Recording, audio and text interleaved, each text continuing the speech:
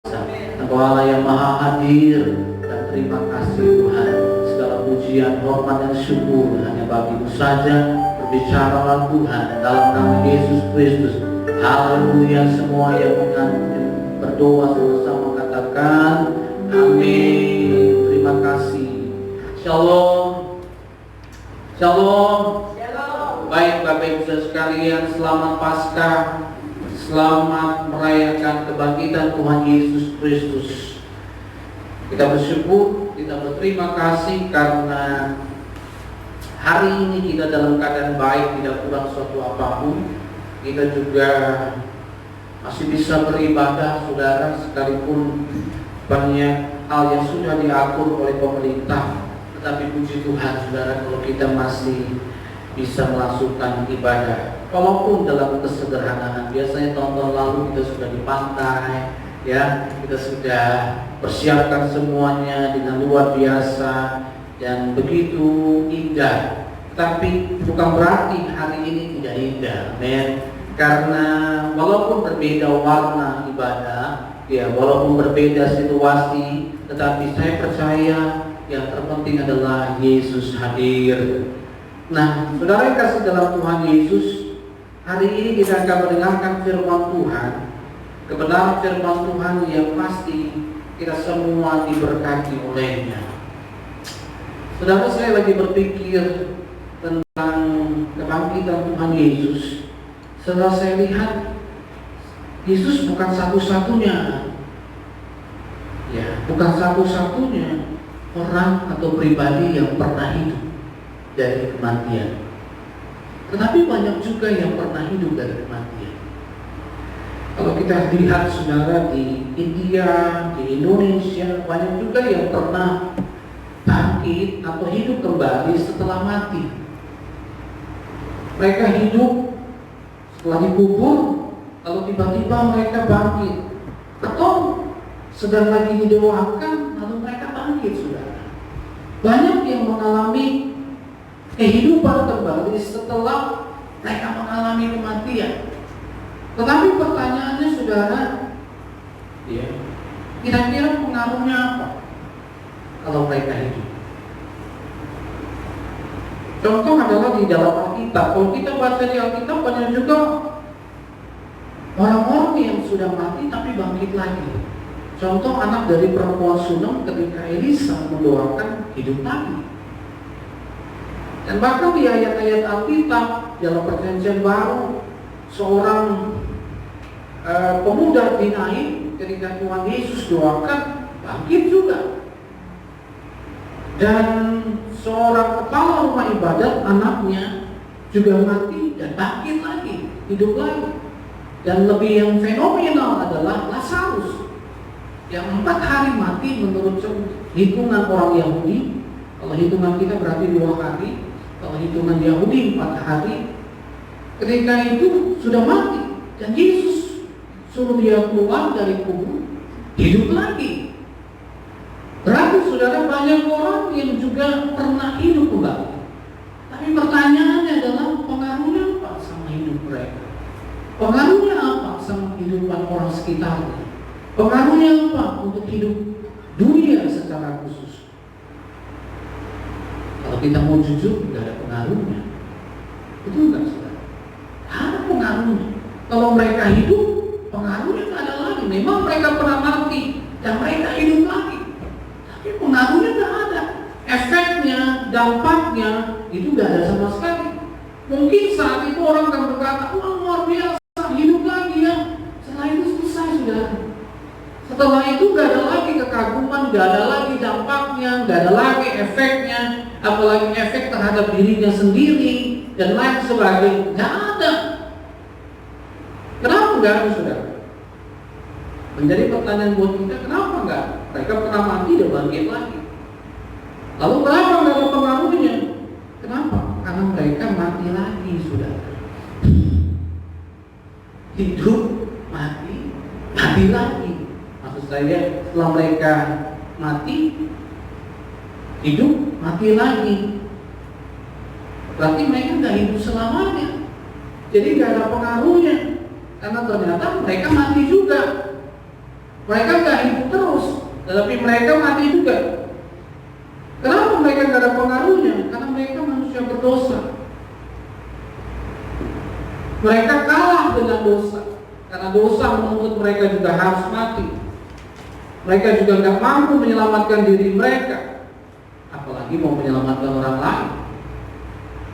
Ini sebabnya mereka nggak punya pengaruh, dan mereka juga tidak punya kuasa untuk menyelamatkan diri mereka, apalagi mau menyelamatkan dunia. Mereka saja memiliki keselamatan. Nah, Bapak Ibu dikasih oleh Tuhan Yesus, berbeda dengan kematian Tuhan Yesus dan kebangkitannya. Yang agung yaitu Tuhan Yesus kita, Raja di atas segala raja, ketika Dia datang dan hadir ke dunia. Lalu ketika Dia menjalani pelayanan selama 3,5 tahun, dan Dia mulai dari usia 30 tahun, dan Dia menjalani selama 3,5 tahun, lalu setelah itu Dia mati. Setelah 3 hari Dia hidup lagi. Dan ketika Dia hidup, Dia tidak mati lagi, saudara. Amin. Artinya kematian tidak punya pengaruh yang kuat lagi setelah Dia hidup. Itu sebabnya berbeda kematian orang-orang berdosa dan kematian Yesus. Demikian juga kehidupan kembali, kebangkitan kembali orang-orang yang sudah mati, dan kebangkitan kembali ketika Yesus bangkit dan hidup kembali, itu berbeda. Karena kebangkitan Tuhan Yesus memiliki pengaruh yang luar biasa. Kebangkitan Tuhan Yesus bukan kebangkitan seperti manusia-manusia yang pada umumnya yang pernah bangkit yang dicatat Alkitab, karena mereka semua mati kembali. Tetapi Yesus ini berbeda. Ketika Dia sudah bangkit, Dia tidak mati lagi.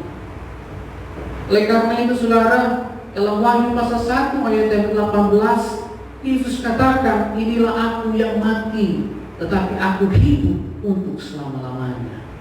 Nah, Bapak yang dikasih dalam Tuhan Yesus, inilah perbedaannya. Oleh karena itu, hari ini saya akan bawa firman Tuhan berjudul berkat dalam kebangkitan Tuhan Yesus. 1 Korintus 15 ayat yang ke-17. Kita akan baca 1 Korintus 15 ayat yang ke-17. 1 Korintus 15 ayat 17 katakan demikian. Dan jika Kristus tidak dibangkitkan, artinya Dia mati terus, saudara, maka sia-sialah kepercayaan kamu, dan kamu masih hidup dalam dosamu. Saya sambung lagi ayat 18. Demikianlah binasa juga orang-orang yang mati dalam Kristus. Itu dalam terjemahan terjemahan baru. Kalau saya baca dalam terjemahan yang lain, dalam terjemahan bahasa Indonesia masa kini, maka dicatat seperti ini, saudara, ayat 17 dan 18. Dan kalau Kristus tidak dihidupkan kembali, maka kepercayaan kamu adalah impian belaka, dan itu berarti kalian masih dalam keadaan berdosa dan tidak ada harapan sama sekali. Ayat 18, itu berarti pula orang-orang Kristen yang meninggal dunia juga tidak mempunyai harapan. Saudara yang kasih dalam Tuhan Yesus, berarti kebangkitan Kristus dari kematian adalah penting dan harus, karena menyangkut hidup atau iman setiap orang yang percaya kepadanya, menyangkut kehidupan dan kelangsungan daripada hidup manusia. Karena kebangkitan Kristus adalah kebangkitan yang berbeda, nilainya beda, dia punya efek yang luar biasa, dia punya pengaruh yang luar biasa, dia punya dampak yang hebat, saudara. Dan itu dampaknya adalah dampak untuk kehidupan manusia di bumi. Dan dampaknya ini akan membuat manusia akan memiliki sesuatu yang berbeda. Dan oleh karena itu betapa pentingnya merayakan dan mengingat kembali kebangkitan Tuhan Yesus. Karena apa? Karena kalau Yesus sudah bangkit, saudara, tadi ayat firman Tuhan katakan, iman kita hanya sebuah mimpi belaka. Ketika saudara sudah percaya Yesus, iman saudara kepada Yesus, ketika saudara percaya bahwa nanti saudara akan punya hidup yang kekal, maka itu hanya sekedar impian belaka, hanya mimpi, saudara. Kalau Yesus tidak dibangkitkan, semua pengiringan saudara kepada Tuhan itu cuma mimpi. Saudara cuma berpikir, wah nanti saya punya hidup kekal. Mimpi itu gak kenyataan kalau Yesus sudah bangkit. Sia-sia kepercayaan saudara. Saudara akan menjadi orang yang percuma mengiring Tuhan kalau Tuhan Yesus tidak bangkit, karena sia-sia. Yang kedua adalah saudara, kalau sampai saudara dan saya melihat bahwa Yesus tidak bangkit, maka kita masih dalam keadaan berdosa dan gak ada harapan, gak punya harapan. Kita gak akan nyanyi sebab dia hidup ada hari esok. Kita akan nyanyi sebab dia mati tak ada hari esok. Nyanyian kita jadi berubah, saudara. Gak ada harapan bagi kita, dan kita masih hidup dalam dosa. Kita gak akan menyanyikan lagi lagu bahwa kita hidup dan kita telah mengalami kemenangan. Kita gak akan nyanyikan lagu bahwa keselamatan telah tiba ya oleh darah anak domba Allah. Kita gak akan nyanyi lagu itu, sudah, karena kita masih hidup dalam dosa. Kita gak punya harapan. Oleh karena itu, saudara, ada berkat di balik kebangkitan Kristus. Ketika Kristus bangkit dan ketika kubur yang tempat Yesus dikuburkan, dibaringkan, dan pintunya yang terbuat dari batu besar terguling, lalu Yesus tidak hadir lagi di dalam kuburan tersebut, maka sesungguhnya ada berkat yang luar biasa bagi setiap mereka yang mengikuti. Oleh karena itu, saudara, setiap rasul-rasul, bahkan Paulus, begitu dengan antusias untuk memberitakan Injil tentang Yesus, karena Yesus sudah bangkit. Mereka sudah punya satu pandangan yang berbeda. Mereka sudah punya cara ibadah yang berbeda, karena Yesus sudah bangkit. Oh iya, nggak bangkit, saudara? Tadi saya katakan mimpi kita. Kita ikut Tuhan berarti kita sama saja seperti orang-orang lain, karena Tuhan kita mati. Setiap agama semua punya tokoh-tokoh agama, dan semua tokoh agamanya mati. Tapi kita punya Allah, Tuhan, yang datang jadi manusia. Dia pernah mati juga, tapi dia bangkit. Amin. Dia bangkit dan dia memberikan berkat bagi kita semua. Ada 3 berkat yang Tuhan berikan, yang saya catat, saudara. Berkat di balik kebangkitan Kristus adalah 1, dia memperkuat keyakinan iman saudara. Amin. Itu membuat saudara yakin, keyakinan atau iman saudara dan saya itu semakin kuat di dalam Tuhan. Saudara tidak lagi menjadi lemah, saudara tidak lagi menjadi gampang putus asa, saudara tidak lagi gampang untuk menjadi orang-orang yang dapat dikalahkan oleh dunia, karena iman saudara semakin kuat. Makanya dalam surat Ibrani pasal 12, ketika iman kita terarah kepada Kristus yang sudah menjadi sempurna, maka iman kita menjadi begitu sempurna. Artinya iman kita semakin menunjukkan kekuatan yang luar biasa. Pengiringan saudara kepada Tuhan Yesus semakin menjadi pengiringan yang lebih kokoh lagi. Saudara gak gampang goyah. Makanya saya bingung kalau ada anak-anak Tuhan yang bisa menyangkal Yesus, yang bisa mundur dari imannya, yang bisa meninggalkan Tuhan. Kenapa, saudara? Pasti mereka tidak tahu bahwa ada kuasa kebangkitan Kristus yang membuat keyakinan iman mereka semakin kokoh, dan mereka bisa mengatakan, ini beda dari yang lain. Ini beda karena dia bangkit dan dia tidak mati lagi. Dia hadir, dia eksis, dia selalu ada, dan dia akan tetap terus menjadi pribadi yang maha hadir. Dia Allah, dia Tuhan, dan dia dengar. Dia tidak kalah oleh kematian. Bayangkan sudah, kematian yang ditakuti oleh setiap orang dikalahkan oleh Kristus dalam kebangkitannya. Dan itu memperkuat iman kita, sehingga setiap kita menjadi begitu yakin lagi bahwa ini yang benar yang sedang kita jalani, inilah yang benar yang kita pilih. Saudara menjadi orang yang bersyukur, apalagi kalau saudara lahir di tengah-tengah orang percaya, saudara lahir di tengah keluarga Kristen, itu menjadi satu peluang yang sungguh hebat. Saudara tinggal menjalani keyakinan iman saudara, karena saudara berada di tempat dan ruang yang tepat. Berbeda dengan orang yang lain yang di luar yang belum percaya kepada Yesus, dan itu menjadi tugas kita untuk membawa mereka untuk percaya kepada Yesus, supaya mereka semakin melihat iman mereka bertuju kepada pribadi yang tepat. Mereka semakin kuat karena tahu bahwa yang memimpin beriman mereka adalah Yesus yang sudah mengalahkan maut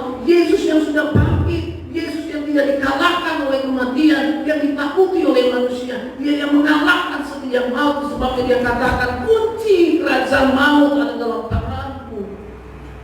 Itu membuat kita yakin sudah. Semua tokoh-tokoh agama dan semua hari ini nggak pernah kita dengar mereka hidup mati. Mereka tinggal tunggu kapan penghakiman. Tetapi hanya Yesus yang hidup dan dialah yang akan menghakimi kita. Wah, kita bersyukur juga. Dan itu memperkuat. Hanya bingung ya kalau ada orang yang tinggal di Tuhan secara lelaki. Yesus ditukar sama manusia yang bisa mati. Aku pilih ini aja. Ya, agama semua sama. No, bicara Yesus bukan bicara agama, sudah. Bicara Yesus bicara tentang kebenaran. Bicara Yesus bicara tentang kekekalan. Bicara tentang Yesus bicara tentang hidup yang kekal bersama. Bukan bicara moral, tapi bicara tentang kebenaran. Bicara tentang kehidupan kekal. Kalau bicara cuma sebuah moral, aturan, agama semua sama. Tapi bicara Yesus bicara tentang satu pribadi yang sungguh luar biasa, yang dapat menjamin kehidupan kekal bagi setiap saudara. Begitu kersik sama harta, ditukar sama jabatan, ditukar sama seorang pria dan wanita. Saudara, seharusnya kalau setiap tahun kita memperingati atau merayakan kebangkitan Yesus, seharusnya kita makin kuat iman kita kepada Tuhan. Amin. Makin besar iman kita. Kalau orang tawari, Allah, agama semua sama, pindah untuk yang muda dan anak muda. Kalau kita nggak mungkin lagi kan saudara ya, yang sudah nikah ada tawaran gitu. Tapi bisa juga ada tawaran saudara. Tapi untuk anak yang muda suatu kali nanti dalam pergaulan saudara bisa aja ditawarin. Ya, dosa itu Yesus sama kok semua agama. Ingat saudara, semua tokoh agama nggak ada yang hidup dan nggak ada yang menjanjikan kehidupan mati. Tapi Yesus, Allah yang turun jadi manusia, Dialah yang menjanjikan kehidupan. Amin. Rugi kalau sampai tinggalin Tuhan hanya karena jabatan. Suatu saat engkau nggak punya jabatan lagi. Amin. Suatu saat jabatan hilang, udah tua, hilang, gak dihormati lagi. Selesai. Suatu saat saudara juga tua, sakit dan sebagainya. Selesai. Dan nanti pada saat sudah mau mati, hadapi kekekalan. Siapa di situ? Siapa yang jemput saudara? Siapa? Nah itu pertanyaan penting. Siapa yang jemput saudara? Kalau kita, wah, Yesus yang jemput kita. Amin. Luar biasa. Makanya itu harus memperkuat keyakinan iman kita.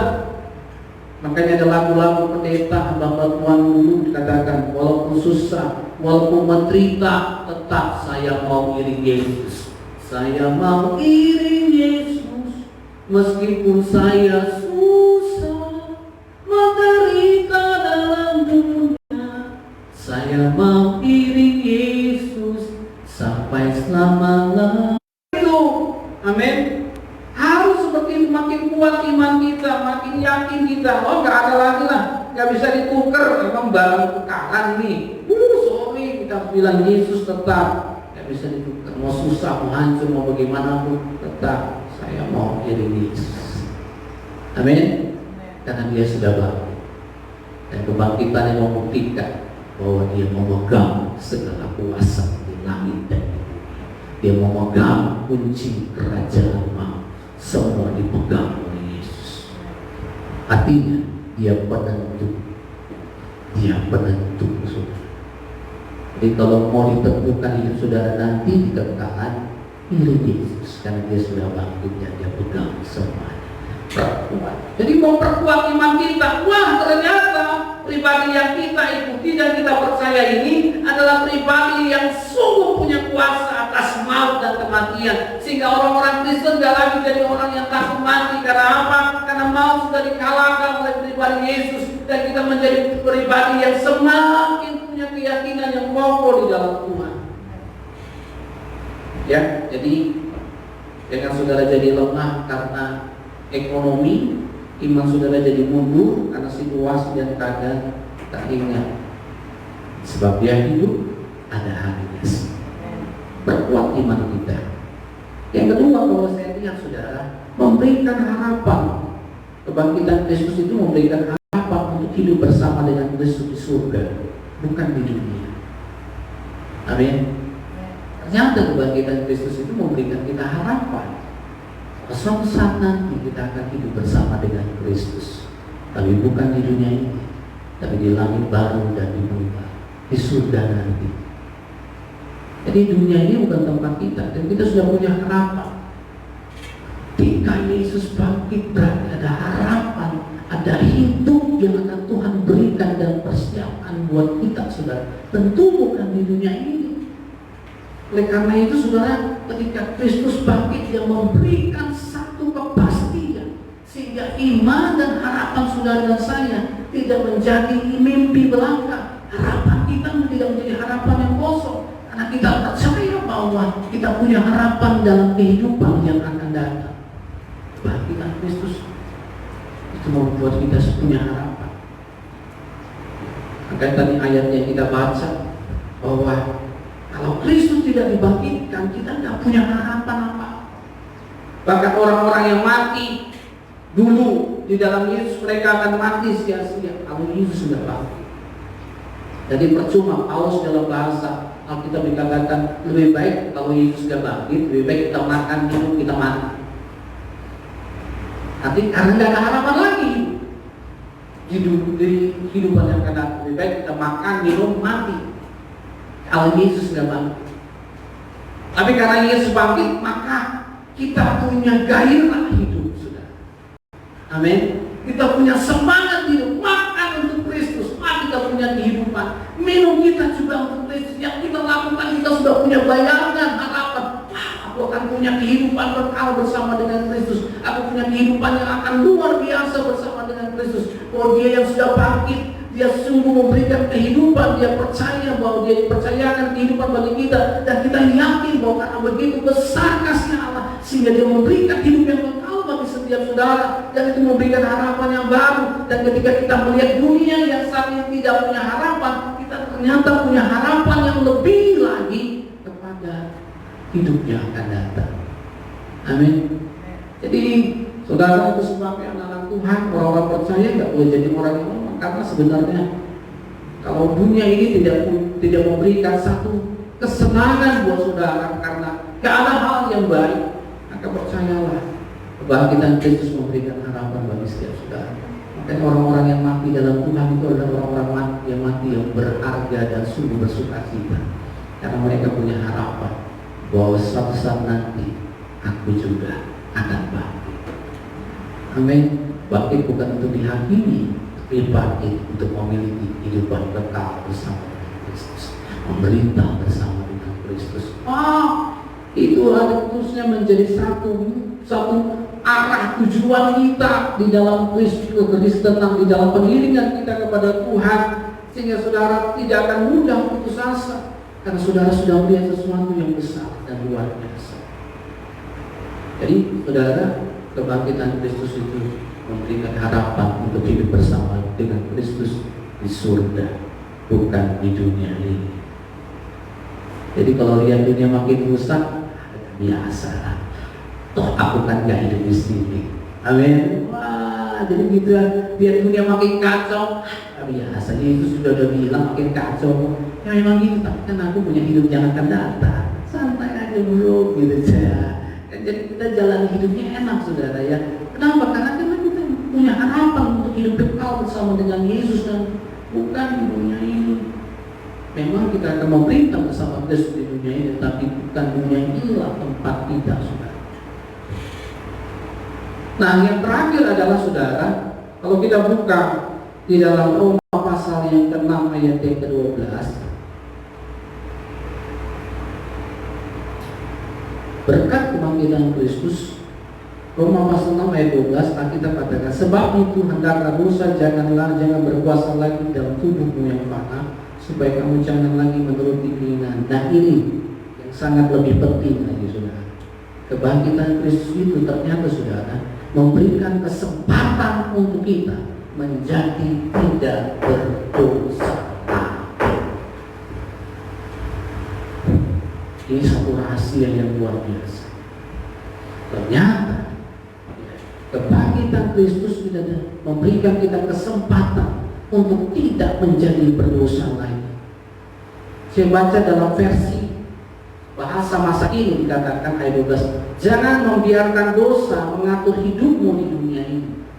Itu bahasa terjemahan lain, supaya kamu tidak lagi menaati keinginan dirimu yang berdosa.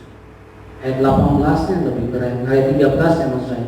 Jangan menawarkan bagian-bagian tubuhmu kepada dosa untuk melakukan yang jahat, tetapi kamu harus memberikan dirimu untuk Allah sebagai orang yang telah mati dan sekarang hidup. Persembahkanlah bagian-bagian tubuhmu kepada Allah sebagai alat untuk melakukan yang baik.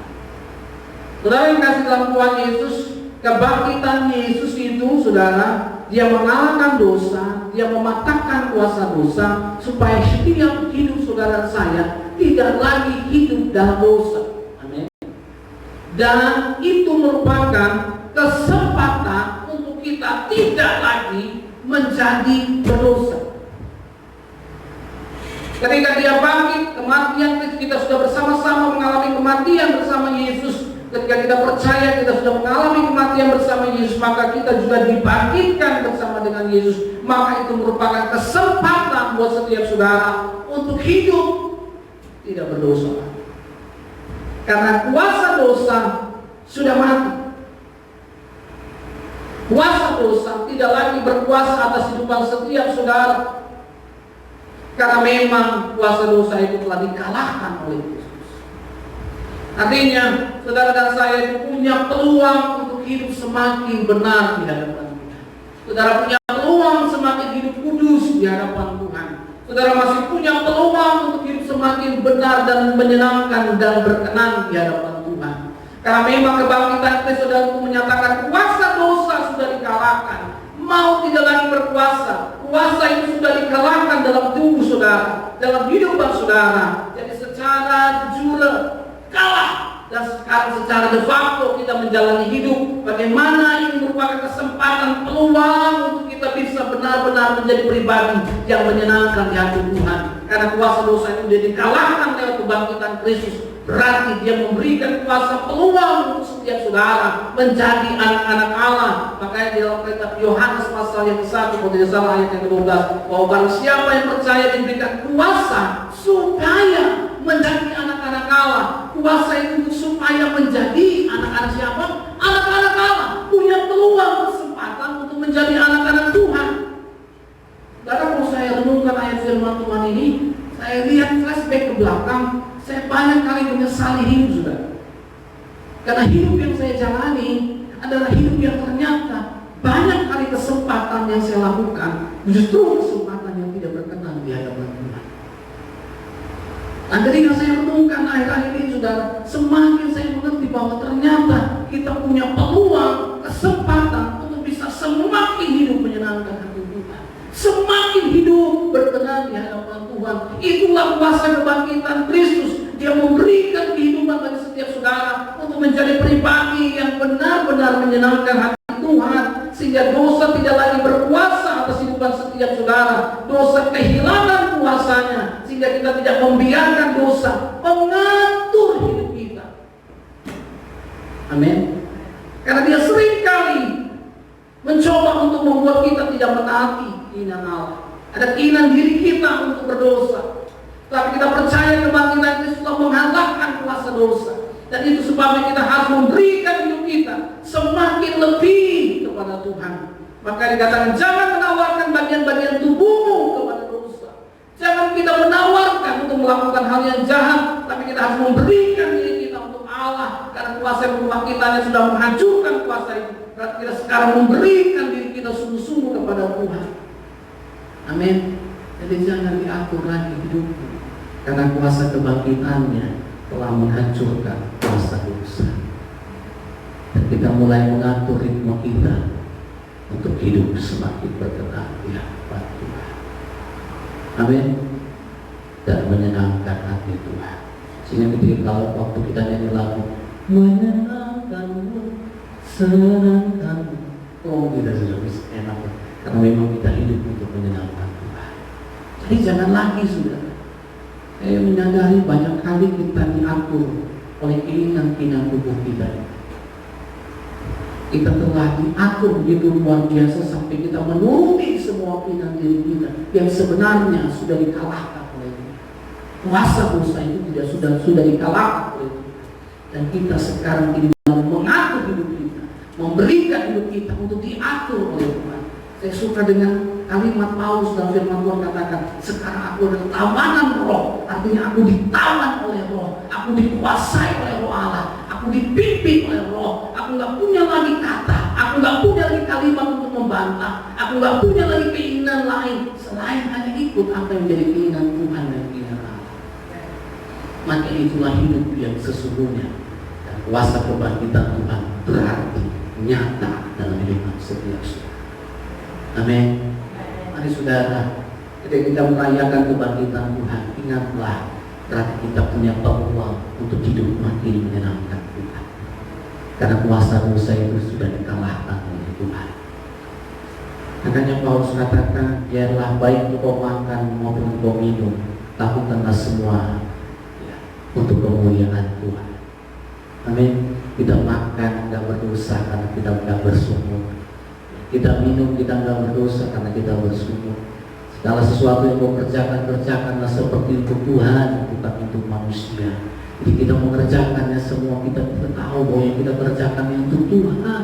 Kita tidak turuti lagi keinginan kita. Semua kita lakukan untuk kemuliaan Tuhan, bukan untuk kepuasan dan keinginan kita. Amin. Maka saudara dan saya telah hidup dalam berkat kuasa Tuhan kita. Kita tidak diatur lagi dosa, kita tidak diatur oleh keinginan-keinginan dosa, tapi kita diatur oleh Allah, karena memang kita anak-anak Allah. Amin. Mari saudara, pagi hari ini di tahun 2020 kedatangan Tuhan sudah semakin dekat saudara. Kalau kita lihat keadaan dunia yang tidak lagi punya harapan, tetapi saudara punya harapan dalam Kristus ya. Saudara punya peluang untuk hidup semakin menyenangkan Tuhan. Saudara semakin perkuat iman, dunia makin lemah, iman saudara makin